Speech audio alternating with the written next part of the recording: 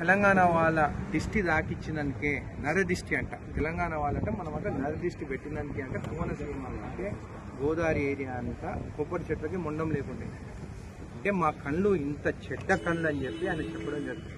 నేను ఒకటే అడుగుతున్నాను, నువ్వేమో డిప్యూటీ సీఎం ఆంధ్ర, వచ్చి ఉండేదేమో రోజు హైదరాబాద్లో, ఇన్ని రోజులు బిజినెస్ చేసుకునేదేమో హైదరాబాద్. నిజంగా మాకు నరదిష్టి కానీ ఒకరు బాగుపడద్దు అనేది ఉండుంటే మీ ఆంధ్ర వాళ్ళు ఇక్కడ బిజినెస్ చేసుకోగలుగుతారా? ఇరిగేషన్ ప్రాజెక్ట్ చేసుకుంటున్నారు, కన్స్ట్రక్షన్లో మీరే ఉన్నారు. అయినా కానీ ఒక్క మాట వర్ణన మేము ఏమన్నా అంటున్నామా? బిజినెస్ చేసుకోవాలనిస్తున్నాము, ఫ్రెండ్లీగా ఉన్నాము. అట్లాంటి ఈరోజు నువ్వు ఒక ఇంత పెద్ద మంచివి నువ్వు ఇట్లా మా తెలంగాణ ప్రజల గురించి తెలంగాణ గురించి మాట్లాడడం తప్పు, నేరం. నువ్వు క్షమాపణ చెప్పాల్సిందే అని చెప్పి కూడా నేను తెలియజేస్తున్నాను. నువ్వు ఒక పెద్ద పవర్ స్టారు, నీ గురించి మనం మాట్లాడితే తప్పు అంటే అది మాత్రం కరెక్ట్ కాదు. తప్పు నువ్వు మాట్లాడినావు కాబట్టి తప్పు అని చెప్తున్నావు. నేను కూడా మీ ఫ్యానే.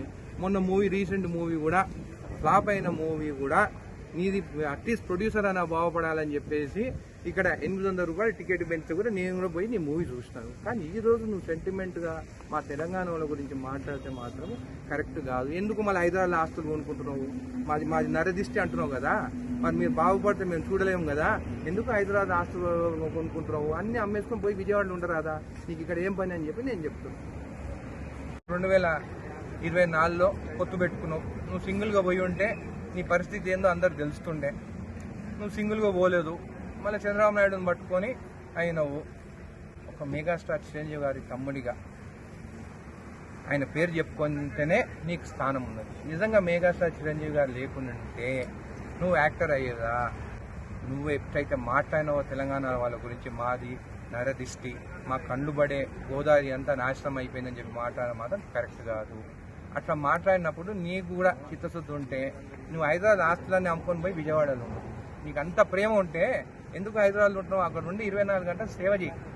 ఇంకోటి కూడా అంటున్నాను, వచ్చే ఎలక్షన్లో 15 ఏళ్ళ తర్వాత నేను సీఎం అవుతాను అన్నావు. నేను ఒక నార్మల్ ఎవ్వరిది సపోర్ట్ లేకుండా జడ్చల ప్రజల సపోర్ట్ ఎమ్మెల్యే నేనే 10 ఏళ్ళ తర్వాత నేను కూడా సీఎం క్యాండిడేట్ కావచ్చు అని అన్నాను. నువ్వు ఇంకా 15 ఏళ్ళు అంటే నీకు 70 ఏళ్ళు అయినాక సీఎం అవుతాను. చేసేది ఏముంటుంది ఇంకా 70 ఏళ్ళకి అయితే? వచ్చే ఎలక్షన్లోనే ఇండివిజువల్గా నిలబడరాదా? నేను కూడా ఒక ఫ్యాన్గా చెప్తున్నాను నీకు, నీ ఫ్యాన్లు కూడా అదే మాట్లాడుతున్నారు. ఎందుకు ఒకరితో పొత్తు? ఇండివిజువల్ నిలబడి గెలువు. నేను కూడా చెప్తున్నాము, మా నరదిష్టి ఉండదు, నువ్వు కావాలనే కోరుకుంటాం మేము. కాబట్టి పవన్ కళ్యాణ్ గారు క్షమాపణ చెప్పాల్సిందే. మా తెలంగాణ వాళ్ళ గురించి మాట్లాడొద్దు, మేము మీ గురించి ఎక్కడ మాట్లాడుతున్నాము.